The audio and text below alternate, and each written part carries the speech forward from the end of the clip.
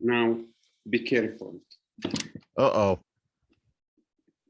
So, how is everything? That's what I like to hear at the beginning of a show. Hey, be careful. All right, let's start. Like, wait, what? A little more warning? Be careful of what? What's happening?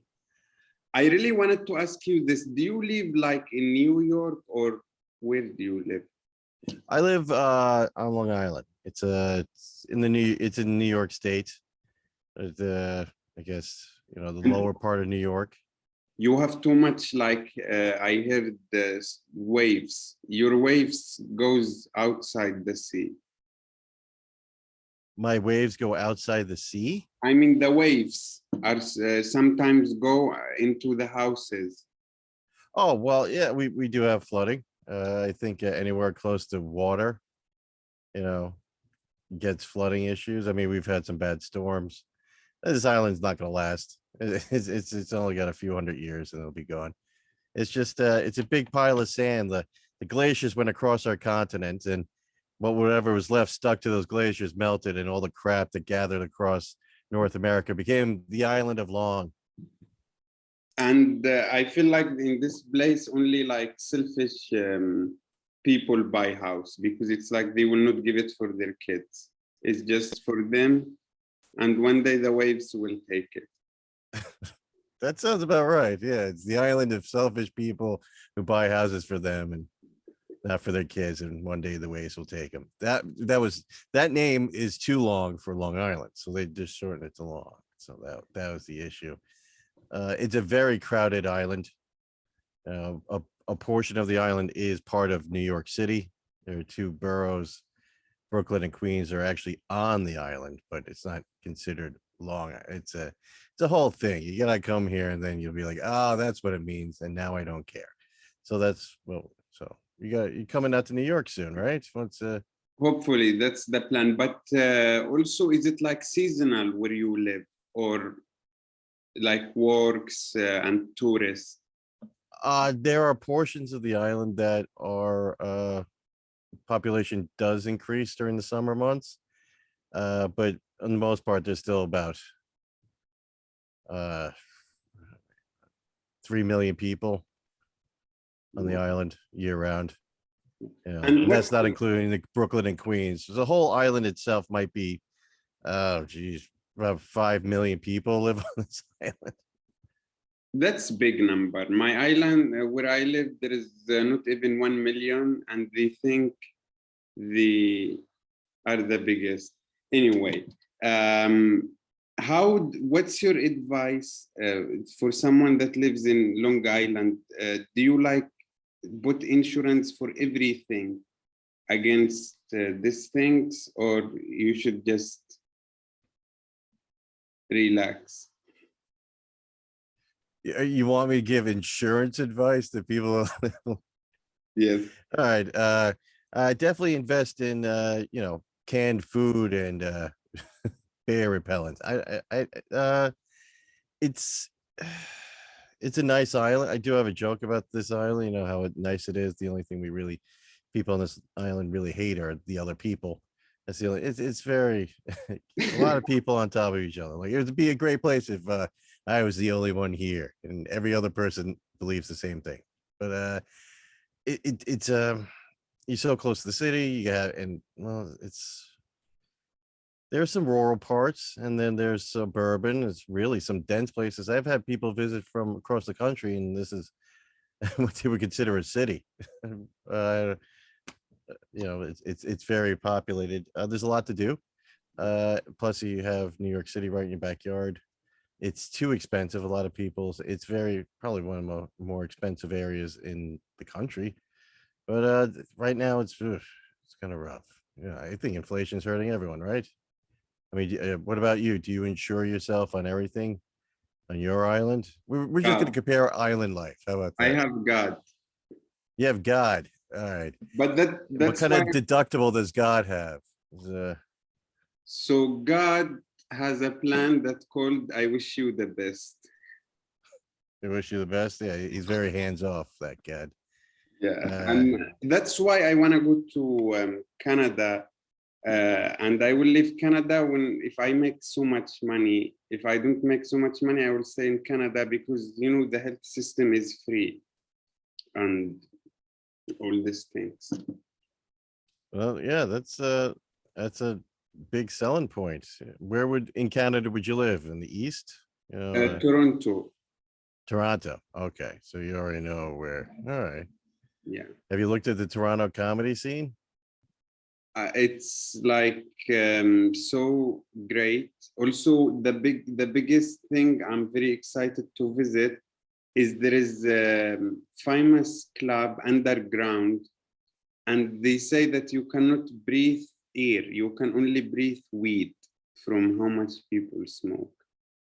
Oh, wow. All So right. this is the first place I want to visit. The comedy is probably great there because everyone's stoned out their ass. Like we just to read the newspaper and people being laughing. But that's where you're going first, right? Straight from the airport right to that club and just deep breaths. It's crazy because also famous comedians, when they visit Toronto, they always go there. So like Joe Rogan, Dave Chappelle, many.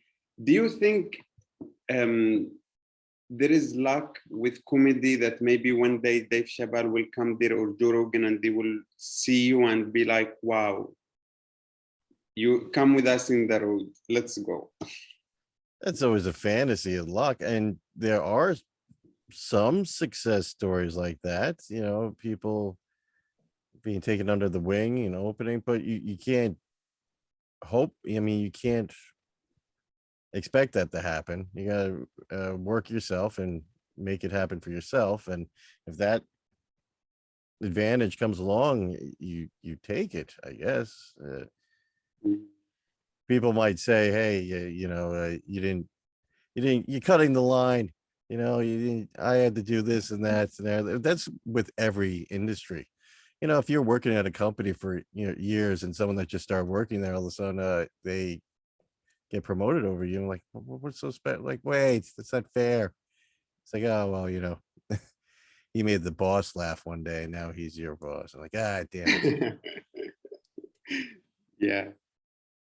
I also wanted to ask you, let's imagine comedy as body, human body.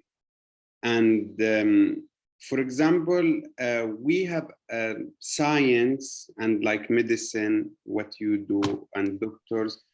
If, every time we have more access to our body and we know how this body works, we know how to fix it. Maybe we will be in aliens one day.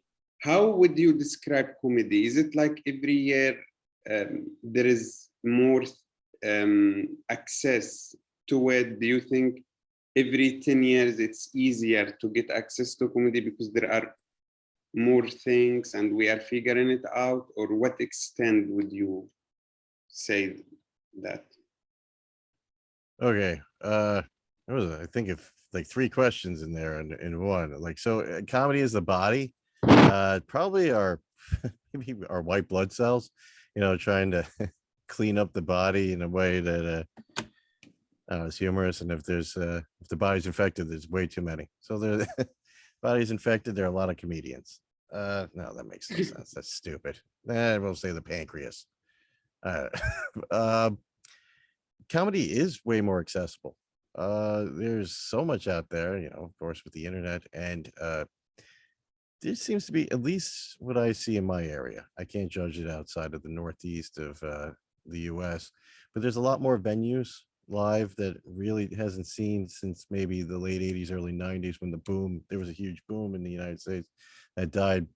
You know, I didn't get to be part of it. You know, you'd see it on TV as a kid, like they were, but the way that there was so many stand-up shows then, it's kind of like what you have now streaming. As soon as you film something, you can put it up on YouTube, you can do whatever you want. So there's a lot more stand-up now. Netflix is putting up a ton, and Comedy Central, people personally. But I mean, is that oversaturation? Does that make it cheaper? You know, is the inflation of comedy, if there's too much out there, does it make it less valuable? Maybe. Who am I to say? I mean, but funny is funny. in that regard, we're also getting less comedy in movies. I don't know. Uh, what's your favorite comedic movie? Favorite comedy? Disjoined. I think it's TV series. Do you know Disjoined? Disjointed on like Netflix. It was like a 3-camera with Kathy Bates. Kathy, yeah, about Yeah. her weed shop. Yeah. All right. I'm seeing the theme of what you like. All right. And okay. Do you like How High and that movie? But that's Oh, not that even a movie. That's a I TV like. show. There's not a lot of comedy movies anymore. I mean, those used to be huge. Like some of the biggest movies we used to have a year would be comedy movies. But since it's not accepted broadly, you know, like a comedy would be good in the States, but wouldn't work in Asian markets or vice versa, they don't do it. Like a big action movie, I mean, that can be accepted by everyone. It's understandable. Hey, that plane is exploding. Those guys are flying. I get that no matter what, you know, my culture is. But comedy is lost, can be lost when it crosses languages. So you're seeing less and less comedy on film. Mm. But TV, oh my God, there's a lot of it there, and that's easy to access. Yeah, but also I also feel that like comedy, it's like there are ways because I'm reading this writing secrets book. You know, comedy writing secrets, the book. Are Have you you allowed to heard of tell people that you're reading that? I mean, that's a secret, you know. But have you? It's the name of the book. Oh, okay. Have you heard of it? Uh, I have heard of it. I have not read it. So what I like about this book is that it try to shows you how jokes are made, why we laugh, why Right. this is funny, When a and premise meets a punchline and they fall in love, they get together and they make a joke. so do you believe in this kind of techniques and books or no? Uh, some of the techniques are really useful, and it's kind of weird that even if you don't know the techniques, you might actually subconsciously be doing that to write the jokes. And I think that type of structure is very helpful to many comics. Uh, I wish I could use it and utilize that more, but sometimes some inspiration will come and like you have it and you just, at least for me, it's keep saying it over and over and working it out that way. What are some of the methods that the book describes? There is the have you heard the POW method? How? Yes. Oh, outside of Batman? Not really. No. Mary Brothers? What is it? So, like, they also show you that you should come, for example, with this something that has more than one entry. Like, people will have two imaginations, and then you try to bring the imagination that people didn't expect. Okay, yeah. This one Zig thing. when they expect you to zag. You gotta, yeah, that's what comedy is, the unexpected. You know, you see a guy about to fall and all of a sudden a hawk attacks him. You know, like you think that's what they're like, I didn't see that coming. That's hilarious. That's what, you know, you always, that's what you look for. Yeah, no, that makes sense. But I don't understand. I mean, they need a book to say that. I think everyone knows that's what comedy is. But I mean, do they tell you how to write this? Are there special Like, methods that they give you? um, Breathing method or rhythm method? We're making a joke here, baby. no, they give you method, and I also like that now when I hear someone laughing, or even if someone say a joke and people laugh, I kind of have more better understanding why did they laugh, like what Yeah. really happened, not just oh we laugh and bye. And also, for example, the last thing I was reading in this book is like there is an old woman. She asked an old man, "How often do you have sex?" So this old man he say infrequently. and the woman was asking like, is it one word or two words? Did you get it? If it's one word, it means it's rare. If it's two words, it means it's all the time. Frequently and infrequently. Yeah. Oh, okay. Yeah, no, That's like double entry. Like the audience didn't see that coming. She was just asking about sex, and you would expect her to answer something about sex, but then you come with some other imagination. So if you know where the audience are going, and you know where you are going, so what makes someone be able to do that? Like, what do you think is the way to do that? the way to do that, to throw people off. To be so good to the point where you can go in the stage and you just see people and you can like play with their brain, like you can take their brain to the right and then you bring to the punchline. Whew. Well, I mean, what? Just off the bat. I mean, I don't. How many people actually make it up on stage? There's a thought out plan. Things can be spontaneous, but with a lot of practice, and usually there's only so many things that can happen that you might already have a, already set thing to say, but then you could change it a bit. Have a, I mean, I would say years. You get that good, maybe a decade. It takes a lot of practice. There's only, I think I'm repeating myself, but there's only so many scenarios, and you just have different variations of each scenario. I mean, playing with an audience is fun. You never know what's going to go. It's dangerous. That's what is kind of exciting with certain parts of comedy. Like, I don't know what's going to happen. That happens to me a lot on stage. I don't know what's going to happen. That's mostly because I don't like planning. So like, hey, let's see what's going to happen. It's a little nerve wracking. Maybe it's the, geez, I don't do a lot of exciting things. Maybe that's the most exciting thing I do. Like, I don't, ride a motorcycle or tease sharks or whatever people do to get excited.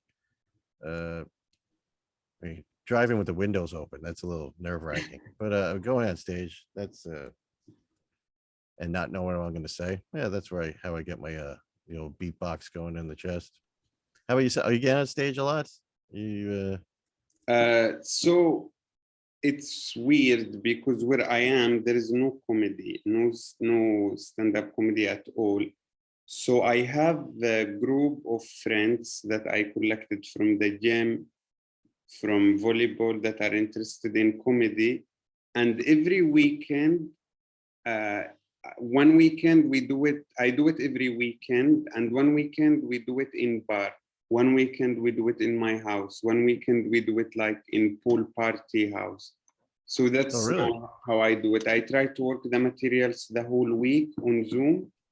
And then on the weekend, we meet wherever is the party, and That's fun.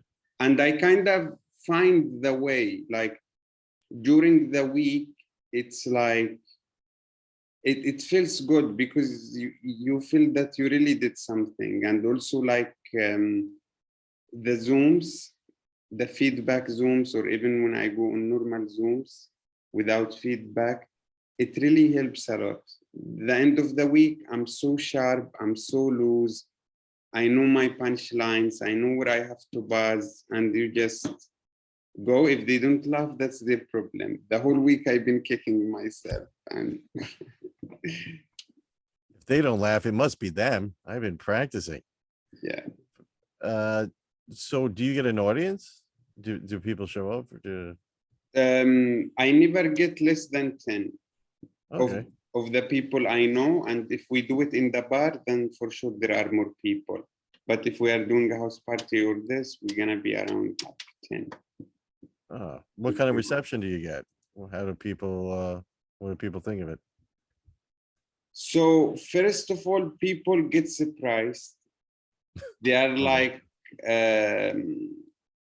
how do you do this? It's like when you are, I actually feel so fortunate that I started getting access to Joke Zoom and you guys in like the US, everyone. So people ask me, they are like, what is this? How do you do it? What do you, because they really laugh and they enjoy Yeah. it. So what Is stand-up popular at all there? I mean, besides live, which seems it's limited, like TV, Netflix, or anything? so most of my audience are not local. There is zero. Most of my audience are from Germany and UK, Okay. France, Finland. They just from Europe and they live in Cyprus. So Oh, they all right. already know comedy from back home. But the people that they were living all their life here, they are like me. They have no idea. Oh, well, that's interesting. Well, I mean, you got to get some more of your some of the other people, the locals, to get into it. I mean, you like it, and you say you have some of your friends from volleyball and your other activities. They're into it, right? So, Well, to be honest, I had one friend, he tried to do it and it didn't go well, like for it him. didn't go well. So he's scarred. He's like, I can't do that again. I am not doing that. No, okay, I don't want to be like, but that's what my friends told me. They were like, the first moment we meet you, we start laughing. Every time we hang out with you, we laugh.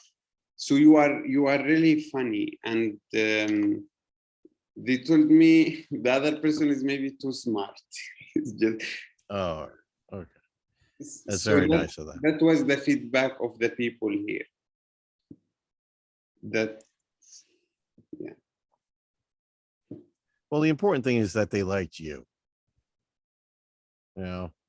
Sucks to be the other guy, but they like you.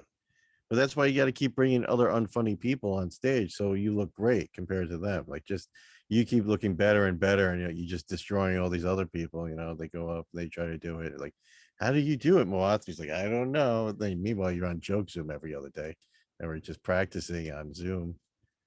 And I feel it's like the fear of there is no if there is no equal input, there will be no equal outcome. So I'm the only one here who spends maybe 20 hours per week.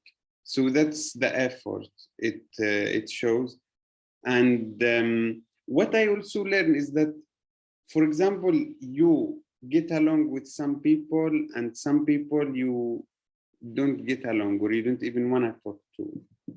So I feel that sometimes you need to know, was the problem from my set or was it the audience that we don't get along? Like, I don't care about these people. Yeah, that's when you this is another debate that comics have had. Like, do you do your material or do you entertain the crowd? So, like, people say if they don't get it, then they're not the right people. Or is it our job as a comedian, when you're hired, you are an entertainer and you are to make the people who are paying entertained, no matter what. Like, anyone else that patronizes you in any other industry, you're going to do whatever you can to please them because they're paying for their services. So that's a question. Like, it's art form. Are you going to paint an amazing work of art, or you're just going to do the portrait that the your patron has hired you to? And I get torn on that sometimes. I mean, I will change my material a bit depending on the crowd. If I look in there in the audience and they're 60 and over, I'm like, all right, I'm going to tone down certain things and turn on the old nostalgia wheel, maybe do some Yeah. things that are decade appropriate. And then the best thing to do I feel is that you win them over in the beginning. You show 'em what character you are up there, because you go up there. At least I know, for me, I'm not going up as Tim, normal, uh, but more a caricature of me, or certain aspects that you try to portray up there. I'm sure you have a stage presence, Muath, compared to your everyday self. So you go up there and you try to win them first. They understand the character first, that they like you, and then once they're on the journey with you, then you can start throwing out some crazy shit. Because like, well, that's just him. That's the guy I met Mhm. 8 minutes ago, 10, 15 minutes ago. Yeah. So you might have an audience that will never like you, but there's some audiences that uh can be won over. I told you that I do comedy in bars sometimes. Yeah. So at the beginning, I used to because nobody knows about comedy. These people are tourists. They may know about comedy, but they weren't informed. There is no event. They just sit in this bar and then I show up. So That's a that, great, like, that happens here. People start doing stand up, but at least the people in the bar know what stand up is. You're not only teaching them this form of entertainment, but now they have to, hey, like, all right, let me explain this to you, and then you start doing it. That's like crazy. imagine the owner of the bar. I told them I can do stand-up comedy. Do you know? He's like, I know comedy, but I don't know stand-up. So I So how do think you explain that to someone? It's like, what is stand up? Do you show them a video? Do you act it out for them? so. To be honest, when they tell me like what you do, what is stand-up comedy, I just tell him like it's jokes, like any joke. You can Google and read it if you want, or just a jokes. But these jokes, I wrote them. It's mine, and I act them, and they belong to me. That's all I tell them. How Hmm. do you feel there is something more clear to tell someone? Like I perform jokes for the people and I make them laugh, and your crowd will laugh and stay and drink. Or not, well, is that in the bars? Do they drink there? What or is Yeah, it called? Okay. It's like, hey, do you want to sell more of your stuff? Well, I'll keep them here and they'll make you laugh and they'll come back again. Like, because you want more money, right? 'Cause that's, I mean, that's any type of entertainment in this, place. They want music is there to bring people in to buy the booze, and mm, or at a restaurant, music, uh, performance, stand up. So you kind of press on that. How will they benefit? And then like, well, if they, well, what do you mean you just tell jokes? And I don't know. Like, hey, do you know Kevin Hart? Like, oh, Kevin Hart. Oh, there's got to be someone. Is there someone they know? It's so weird. Like, oh, and that's my other problem. Everyone, when you talk about comedy, they only know Kevin Hart, which is, I don't think Kevin Hart is the funniest, but he's so famous and he attracts so many people that really don't know stand-up comedy, yeah, and not, he hang out with The Rock and everyone watch him. yeah. So I mean, maybe have a video lined up on your phone, and you just show them like, this is stand up, and especially ones that show the audience where there's tons of people there. Like, look at them, they're loving it. This is stand like, but then they might think, oh, you're gonna do Kevin Hart. Yeah. So That'd be kind of funny if you do Kevin Hart's set verbatim on stage. I would love to see. but many people are even complaining about Kevin Hart new specials. Yeah. They're like he's not funny anymore. What do you think? Uh this might be surprising, but I don't watch a lot of comedy. Uh I get worried when I watch stand up because I don't want it to seep into my head. Uh I want to make sure, because I get paranoid. I think it's something funny. I'm like, that's too funny. That must be someone else's thing. I must have seen. Uh, also, I will, if I do see some stand up, I accidentally start using maybe talking in the voice like them. That's another problem. I will watch things and also like if I watch, I will binge a British show. I will have an accent for like maybe an hour and a half after I stop watching. I don't know. That's a weird mental thing. I don't know. I'll start talking like the person. Uh, that's a weird problem I have. But that's I'm afraid. I know I should watch more stand up. Supporting the art plus also seeing the new innovations because comedy does change. Pacing changes. What people delivery change.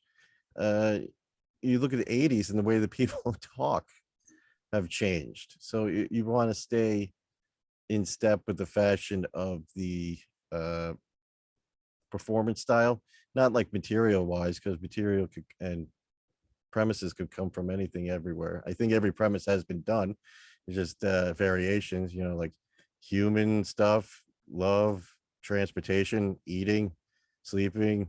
I think that's everything, right? And oh, things I saw, shared experiences. Like, hey, have you ever seen this? Or hey, you ever done this? You ever Mhm. see that body of water that swept up, destroyed Long Island? It's all gone.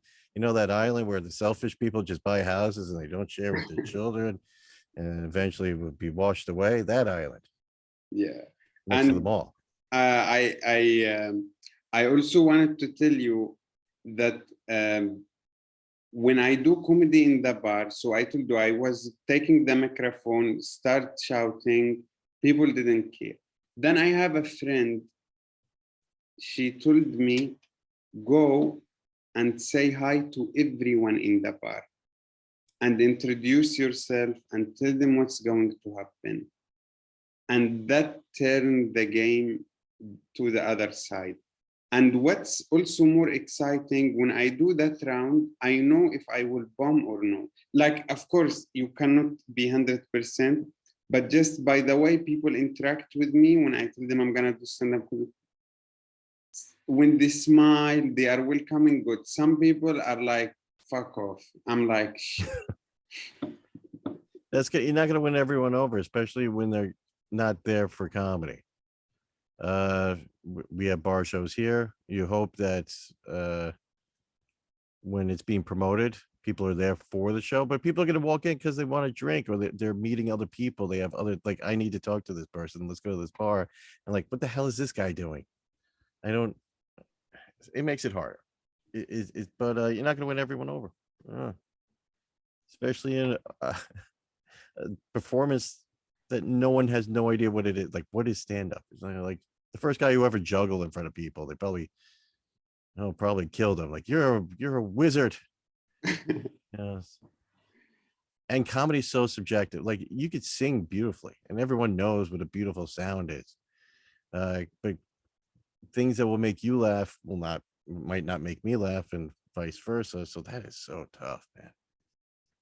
it's great. But what's the good thing is, for example, famous comedian, um, people pay money to come and watch them. So I feel that's like the audience in the bar that gives me the smile and they are so welcoming. So you get all that people that already have some loyalty for you and willing to pay money. So I feel like with comedy, you start hard and then it become easy. And that's why I do you think most comedians don't quit because it become easy? Uh, Most comedians don't quit because they can't. Almost a disease, like, or a compulsion. You can't stop joking. You're going to do it in your regular life, and you're going to drive people insane that are your loved ones around you. Like, they'll be like, "Go back on stage. Just get the hell out of here." Uh, they say there are two stages in comedy of a comedian's career. The beginning is when you chase the audience. You're trying to get the audience. They don't know you. And hopefully, a lot of people don't reach this point, the second stage where the audience chases you.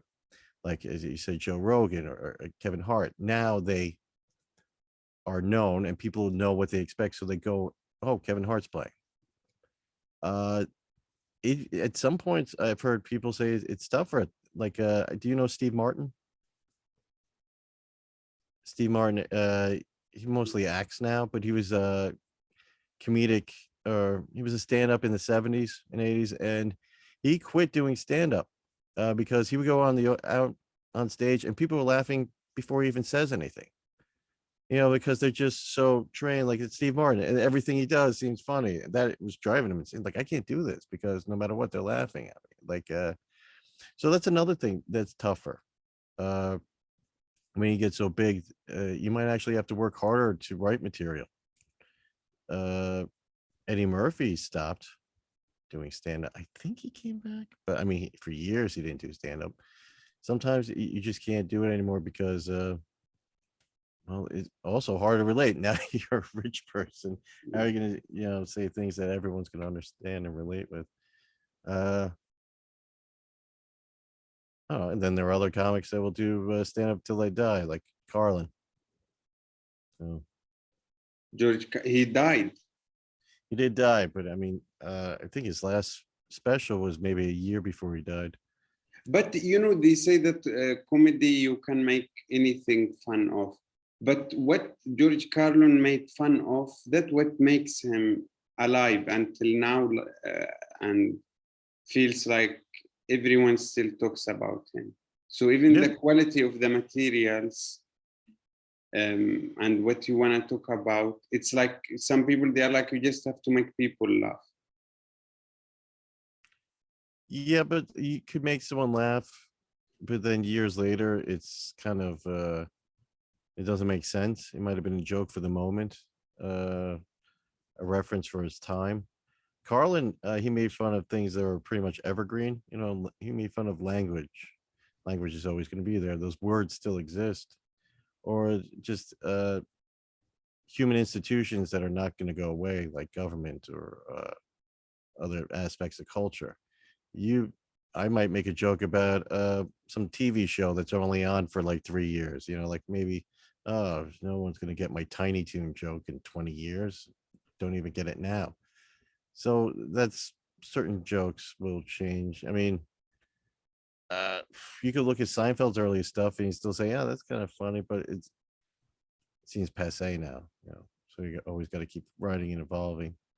Just a singer can make one big hit and sing that for the rest of their life. That one song over and over and over, and make a career of it. But you can't do the same material over and over and over for decades. People won't have heard that. Like for me, I think this is one of the moments where my brain shut down. Like I go to the middle and I lost. But what I wanted to tell you is I feel the power of comedy is really George Carlin. He like for me, coming from country where there is hierarchy, and hearing George Carlin making fun and talking that you can be good based on how good you are, not where your family come from, and all this, it makes me laugh, but it also changed something on my life. And he's still alive on my brain and heart because it became part of me, the way I also programmed my mind. And so I do believe that this is so important, to think also how to be part of people, as I say, mind and programming, and how to change something on them. So you want to be profound and change the world, huh? Is that what you want to do? Oh, that's it. Why don't you say it in the beginning, like, "Hey, I want to change the world. You want to become immortal, and that people remember you for all time, even after you pass." Is this the plan, Muaadh? The thing is, comedy is the best tool to change people's brain. I don't think there is something better than comedy that can, like they say, the best moment in your life that you remember is the one you laugh. The best holidays are the one you had so much laugh and fun. And even the best moment in that holiday are the one that you laughed the most, and it's good memory. So it's also good the best way to educate people when they are also laughing and smiling, and also the way comedy makes things looks like in really a professional way and with punchline and makes sense. So why not use it if you already have the best tool? I agree. Uh, I unfortunately, or at least in my family, when you want to change someone in a person, you would make jokes about it, which actually a lot of people don't appreciate. If someone has like, yeah, you're drinking more, huh? It's just like jokes like could be considered jabs, but humorous jabs. But yeah, humor is a very important thing. Uh, Teaching people, But don't you think that that's because they say comedy is to make people laugh without making them puke? So if you say the joke and someone get offended, you fucked it up. Work hard on it. Find the way that that person. There is always way to hack the human brain also with comedy if you find the way. another thing is almost all comedy, there's a victim in each joke. Uh, I think Chaplin said it. Don't quote me. I'm just going to quote him. Drama is me falling off a cliff. Comedy is watching someone else fall off a cliff. So it's like no matter what, and it might not be another person or something, but you're making fun of something. So there's going to be someone that's offended, no matter what. Throughout the world, knock knock. The simplest joke. Why the chicken cross the road to get to the other side? You're going to piss one person off. You're like, chicken should be allowed on the road. Hate that joke. Someone's going to get offended. You can't please everyone all the time. You don't have to go out of your way to offend someone specifically, like the whole punching down situation that's comedy does change. But someone's going to get offended.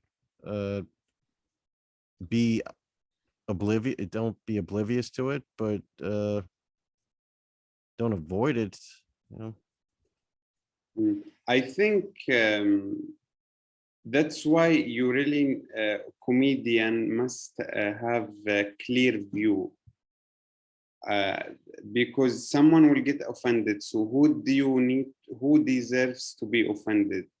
You need to know who you need, because there are always stupid ideas and there are always crazy people that adopt these ideas.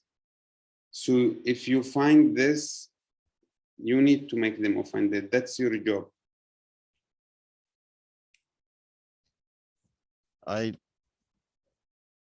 Probably the best target is those who take themselves too seriously. They're like, yeah, there's humor in everything. There are certain subjects that are way tougher to make fun of. I don't think it's impossible to make fun of it. Let's see. Hold on. Let me think. Let me rephrase this. Anything can be made fun of, but some things are way more difficult to. So some things are very sensitive, but maybe you have the angle. There has to be a way. For every problem, there's a solution, right? That's humanity. We figure out the things. We spread all over the earth. We have people in the Arctic, in the deserts, and everywhere. We're not capable. We figure out ways to live in these places. We're all over. We've gone underwater. We built underwater. We're not supposed to be there. We can do whatever. So we can make fun of something that is taboo. Yeah, it's just tougher. And if you mess up, the audience is going to let you know. And nothing should be illegal. Let the judge, the audience judge. So. But I also feel that I'm pushing so much about the way of comedy, because that's how I get introduced to comedy. It's like I start watching George Carlin. I came from Yemen. I start speaking English. I didn't know anything about comedy, and then I started listening to George Carlin. I was like, God, this is a God. Like, how old were you when you first saw? Like, was Carlin the first comedy you ever saw? Um, I do joke, but yeah, would say George Carlin is the first comedy I watched his special. I watched them all, by the way. When I watched one, I was like, this guy, I need to hear everything he says. I don't want to miss anything. How did you find him? Did someone show him to you, or you just? So by my girlfriend, she is from Canada. So first she showed me Fluffy. I said, this is not for me. Glacier, yeah. Yeah, no disrespect for Fluffy, but I think his audience are fluffy too. I'm not fluffy. You're So like, oh, okay, that's not. Yeah, I don't see what's going on there. yeah, I mean, even his lifestyle, don't like he has two chihuahua and he doesn't work out. I don't know what I want to listen from him. Like his, I also, for example, Joe Rogan, he is hunter, he is UFC commentator.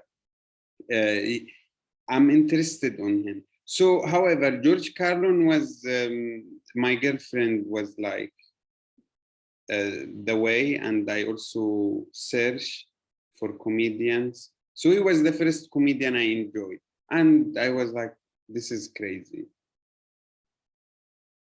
What bit like really like said it for you? What was the joke there? Like, wow, what made your jaw drop? I can't think of really now the punchline, but what I can think of that it changed, like I was born in Yemen and I was victim of being from the lower of the hierarchy, not financially, but just the way they look at you, that you have something wrong with you just because you came from this family. The tribe, we have like good tribes, bad tribe. So I was unfortunate to be from the bad tribe, and imagine I spent all my childhood lying that I am from different city, and I even had to learn different accent just so they don't make fun of me at school.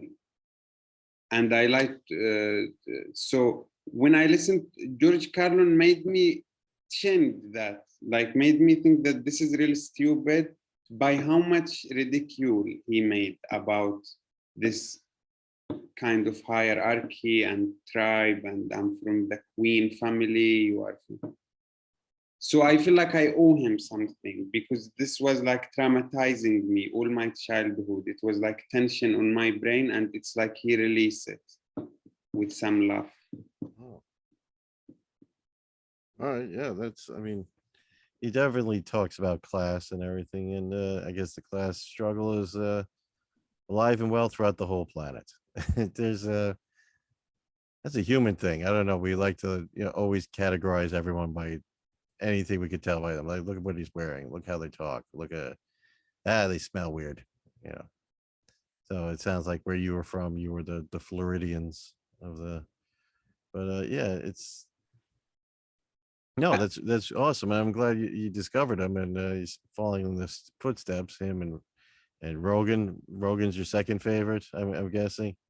You know what's the best thing I like about Joe Rogan? He brings comedian to his podcast and not comedians. But every one of his podcasts, you will learn something about comedy, because even if he's not with comedian, some of his guests are so interested and they ask him. And this also one good thing. When you have nice podcasts, and you enjoy it, you listen to it all the time, you always hear good things uh, from them, or no? Oh, yeah.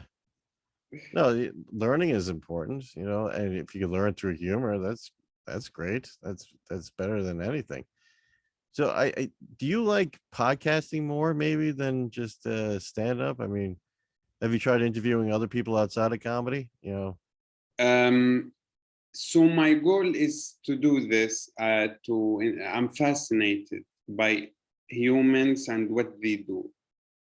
But the problem is I'm just starting now and comedians are the most like available and Yeah, to no, do they got podcast. nothing else going on and they like talking. So yeah, they're the easiest. That's true. But in the future, I want to, for example, that in Yemen, until now, nobody knows how to brush their teeth. Like nobody knows, they don't have the right equipment, they don't have the right technique, they I think don't, you told me they use a branch or or they use a sometimes twig. You said that. so I would like to bring a dentist and not tell her to show us how to brush our teeth. But when people listen to their podcast, their teeth health might be better from your podcast. So that's the goal. So you want to bring laughter and dental health to your people. That's oh my god, yeah. Or Now, like, if you could find a funny dentist, that's what you like do stand up while people are working on their mouths. That, oh my God, you'll be a billionaire.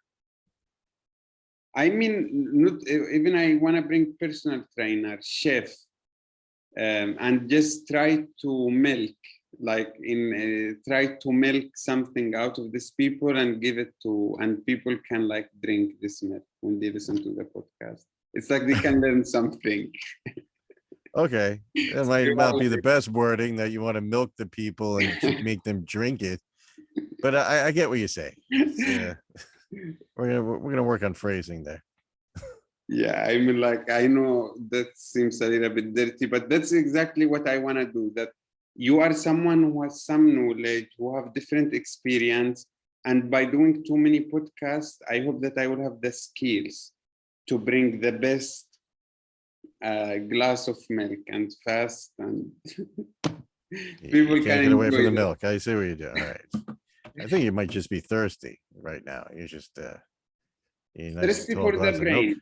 You give for the brain. That's how I see it. I also wanted to ask you, I know in America it's not that bad, but I still feel that, let's say if there is a kid from the South, for example, in school or maybe in working environment, it's still a little bit, some people also would be like, I'm from New York, he's from the South. Or I see some people, they live in Alabama or, for example, New Jersey, and they are like, I am from New York. They try not to bring more this and feel that when they say they are from New York, something, it's like they think that this will increase their value. All right. So you're saying like people say they're from New York, so that they act like they're better than everyone else Not from like, yeah, oh, he's from New York. Like, oh my God, he's not from Alabama. It's just a stupid thing, but that's how I feel it from people. you know what? I've seen that. I know people in New York that they consider themselves better than others. I mean, it is the Empire State. Like if you see almost every other movie from the United States, it's in New York. No one looks at a movie that, the aliens are like blowing up, you know, Mobile, Alabama, they're blowing up New York. That's no, I get that. There are people from all over the country there. Yeah.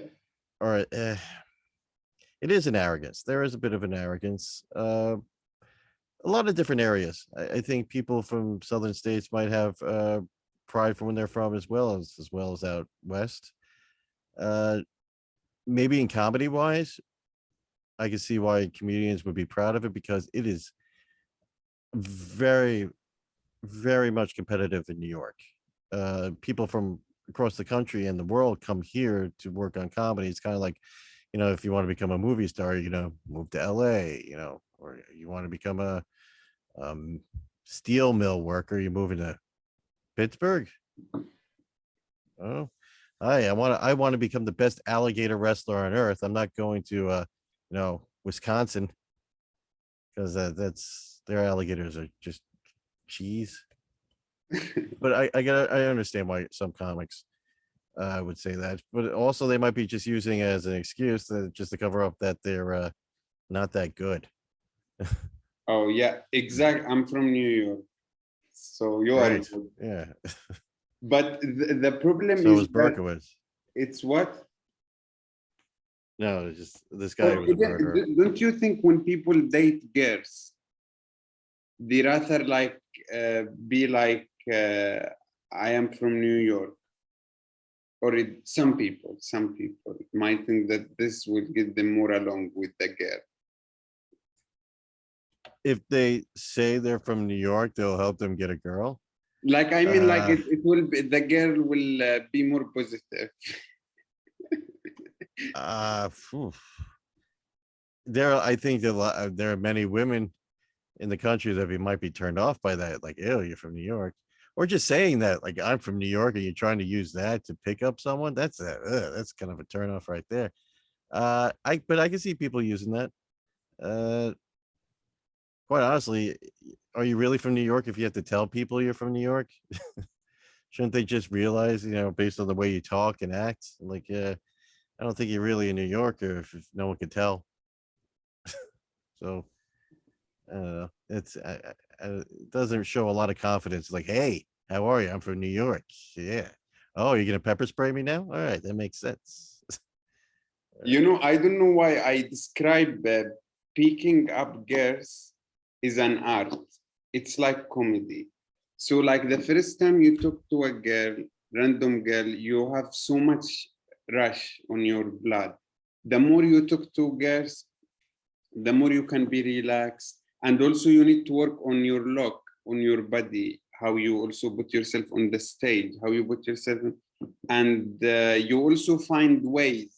And I feel like it's also like 3 stages. First stage, nobody talk to you, then they talk to you and give you their number, and then you get to the top when you are like, you get the number and you get the job done. It I guess when meeting someone, oh, when you're younger, Jesus, when I was younger, actually I never tried. I would actually, I would go for the joke. If I was be talking to a woman, and instead of trying to win them over, they might say something, and then I'm like, I gotta make a joke about this. I'm sorry. I know it's gonna ruin all my chances, but what? And I'll just go off on a joke, and uh, many times I would sabotage myself. I just but at least I got a good joke out of it. It was more if I could make someone laugh over you know going home with someone, I would take the laugh. That's my mental condition. Yeah, I would. Yeah, and then I would kick myself later, but I would still do it again. It's a horrible issue there, but I was never good. I'm never good at initiating anything from just meeting someone. But after a while, they talked. Most women I've dated or anything, they have to do everything because I don't think they're into me. And eventually they're like, why they'll be like yelling at me, like, why aren't you making a move? Like, what? I'm afraid to. I don't want you to pepper spray me. I told you I was from New York and you got scared. But don't you like, I will tell you my go joke when I meet someone like girls, and now I'm like, I would say to people, I'm comedian. You like it, you like it, you don't like it, you don't have faith in me, I don't care. So they would tell me a joke. So for girls, this is my joke. I tell them I am from Yemen and we eat camel. In Yemen, camel is, and now I don't eat camel, but I eat camel toe. So if they like it, then they are into me. If they don't like it, then they are like, bye bye with your camel toe. Yo. Yeah. And if it works well, like now you could have the hump. Do you have a go joke? If someone asks you, tell me a joke when you tell them I'm comedian, what you do? Because most of the time people ask this when you say I'm comedian, they're like, tell me a joke. I no, I usually like, oh, if they say like, oh, do a joke, like, no, that's not how it works. I'm not gonna tell you. I don't want to tell them a joke because it's not the right place. Like if I told them I was you know, a proctologist, like, oh, all right, well, let me see your dick. You know, like I the Oh, proctologist. I mean, or like, you know, like, oh, I'm a yeah, not proctologist. That's your butt, right? Oh my god, I can't even think right now. Sorry. Just like this is not the proper place for me. Like, you know, oh, you're an accountant. All right. Well, what's 475 minus? Like, you know, you don't start yelling out things. Just like, hey, listen, well, can we just have a regular conversation like people? You know, like you want to know other things about comedy, like you know, performing or something. We could talk about that, but uh, or you do like a really simple kids joke or something, you know. but But that's how good is comedy. That when you tell people I'm accountant, nobody cares about like numbers. It's headache. But when you say to someone I'm comedy, people wanna laugh. So they are like, relax my brain a little bit. yeah, I try to, as I told you, I feel that the moments that doesn't work are the moments that you have to look for them, because only through that moment it will work. So for me, I when someone tell me a joke, I just try different things, and now I kind of start like exactly as I told you, like honestly, if I see a girl that she look like horny, I might give the camel two joke. But for example, I don't know what I'm saying, Tim. I'm sorry. But I would try also to see the person. What do you think they will like? Do they want to hear like the person I'm talking to?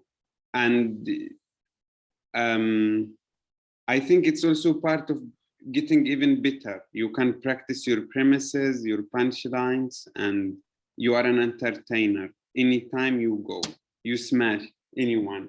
yeah. I used to another comic I know.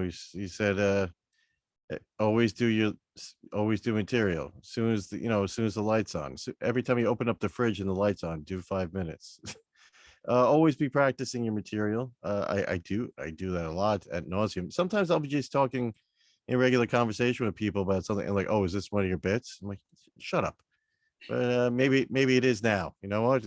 Now it is. Or just if you have conversation with someone and something comes up that's rather funny, uh, why not develop that into material? So you might even get some interesting things you never even thought of when you're talking to people in your social settings. When you're talking to the ladies.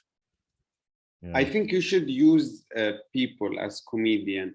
Everyone you talk to, through one or two punchlines, see how will they react. Or you can even throw the things that you are not sure if it will work or no. Every time you talk to someone, put something there without them knowing that you are trying to do comedy. yeah. I think I've done that since I was a little child. This is a stupid story, but when I was very little, I got hit in the face. I broke my nose, and a doctor was asking me. They took me to ER, like blood, and it wasn't that bad. I'm fine now. But he's like, "Are you okay?" Like, and I said, "Did anyone get the license of that truck?" It wasn't a truck. It was another kid hitting me. But because I saw that probably in a Looney Tunes cartoon. So they immediately like, oh, he's concussed. You know, he has a concussion. He thought he was hit in the head. He was hit by a truck. And like, and they're wheeling me away. Like, oh no, I'm in trouble. Thinking it too. Like, yeah, I was kidding. I was trying to make a joke. You know, I'm 9. So I was always, even like blood's pouring out. They're like, I got to try this joke out. Uh, that was even before I knew stand up could even be an option in life. I would always, Mm. I was the class clown. I was the one that was always had to sit outside of the classroom in the hallway because I wouldn't shut up. I always had to interject a joke. A lot of people gone insane. I drove a lot of people mad, mad. But Yeah. yeah, there's nothing wrong with sprinkling in humorous things in a conversation, and that develops in the material. Win-win, right? Yeah, I also feel that comedy gives you energy when you do it. And what are other things that you enjoy doing and gives you energy and um, or gives you break, makes you like therapy for your mind? Do you do any physical activities, any entertainment? Physical activities. No, I need to do more physical activities. Maybe walk a dog. That might be the most physical. What do I do for fun? Now you make me feel bad. I'm not doing anything. I'll hang out with friends. I friends that are non-comedians, and we'll go out. Or they're always making me try to travel. I don't want to travel. They're like, hey, let's go to different countries. Like, I mean, I've been to other countries, but I'm always afraid of getting diarrhea. Like, no matter where I go, I'm like, I gotta get diarrhea. I don't want to do that. But for fun, I guess, I watch a lot of movies and TV, and I play video games and read, and I'll hang out with people. There's sex. Is that an activity? That counts, right? I think it's number one. Number one. All right. So, well, I'm just like everyone else with the number one activity. Very boring. What's the least active activity? Fishing, I guess. No, fishing could be exciting. So you mentioned that you read book. Do you read like a comedy book? Did you read any book that helped you with your comedy game? Any books that ever helped me with my comedy? No, I mean, I've read the comedy Bible. I think everyone has to. How was it? I never read it. It's all right. I don't think I finished it. It's like college. You say you went, but you don't have to finish. Yeah, no one asked where you graduated from. They asked where'd you go. Like, so yeah, I read the comedy Bible. I really, the best thing for comedy is the experience and just going out and doing it. My favorite way to write, much like jokes, is bouncing it off other humans in comics. Years early in comedy, we used to have kind of these early Sunday writing sessions. I would meet with other comics at a diner or like a little restaurant or a coffee place, like a Starbucks. And we would bring our notebooks and we would do the things that we wrote the week, and we would bounce it off each other. And you would get some great ideas out of that, or directions you didn't think of. Nice. And it really helps stimulate your mind in writing. That was an activity. I guess Jokesum has replaced that in a way. But doing in person is there's nothing like it, because your jokes aren't just the words and the writing, the timing. It's also how you deliver it. I think a lot of comics miss that, especially new comics, where they might have the most brilliant thing ever written, but then they deliver it so dryly and it just seems so boring. But you got to be energetic and say it like it's not rehearsed, which is the hardest thing, to say it like it's just off the top of your head. I mean, Bill Burr isn't doing his material like he's reading it from the paper. It's like you're in a conversation with the guy. It's like it's happening right then and there. The funniest things you ever hear in your life are conversations with your friends, and then inside jokes. You know what an inside joke is? Tell me. Inside joke, like when you're with family or friends and you might say something that only your group would understand, maybe speaking of someone they know, or just a reference to something that happened. This is hilarious. Like you will laugh. No one else outside of your little group will understand. But that's an inside joke. But then when you start doing your set, and then maybe you say something at the beginning and you reference it again and again later on, now these people know what you're talking about. It becomes like an inside joke with you and the audience. That makes it funnier and funnier. But I mean, don't you find that's like the funniest things, like a shared experience you have with a small group? They say when people feel superior or something. Do you know what I'm trying to say? The word superior, like they feel that they are better, above. Yeah, they're better. Okay, yeah. It makes us also laugh, because for example, me, when I keep making jokes about Yemen, or for example my accent and the way I talk, it's funny because people feel it above. That's what I think. Maybe I'm wrong, but I'm trying to figure out myself too. So you feel like when you're making fun of Yemen and your experience from being from there, you feel people are laughing at you because they're laughing at Yemen? Like, oh yes, that place is awful. That makes them feel superior. Like, I know people describe they are like comedies, like when nothing is happening and you see someone fall down and you laugh because you didn't see it coming. But you also laugh because you feel above, because it's like he fall, haha, you fall down, or Yeah. Yeah. Imagine you are walking and you see someone did a good flip in the air, or did nice kick, or imagine someone do nice punch and you start laughing. The people are gonna be like, "Are you crazy? What that?" But if someone fall down, so I think people do enjoy to feel about Yeah. when you make jokes about other Yeah. things. But also, if you make fun of the ruling class, the haves, from the have-nots, like in so who would you be making feel superior? Who is the group who thinks they're the shit? They're the head muckety mucks in your community, in your town. Who are the rich folk? Look, you need to make your audience feel whoever your audience is. Also, it's funny when you make jokes about, let's say, kings or presidents or celebrity or places. You ridicule, so your audience start, you hear about celebrity, oh, they get the Oscar, blah blah blah, the king of England did this, boring. But then when the comedian come and smash them, make them ridicule, and with something that makes sense, of course, and effort, then people start laughing. Yes.